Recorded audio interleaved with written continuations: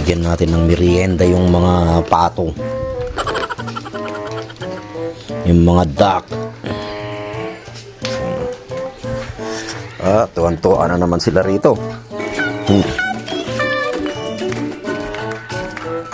Yan sila, oh. Bigyan natin sila ng merienda, oh, di ba? Santumpok ng kanin.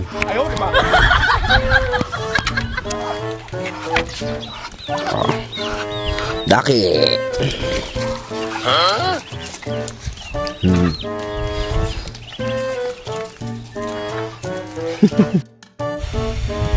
Oh, magmerienda muna kayo ng kanin. Ay, nako! Kawawa ka naman, mag-isa mo lang.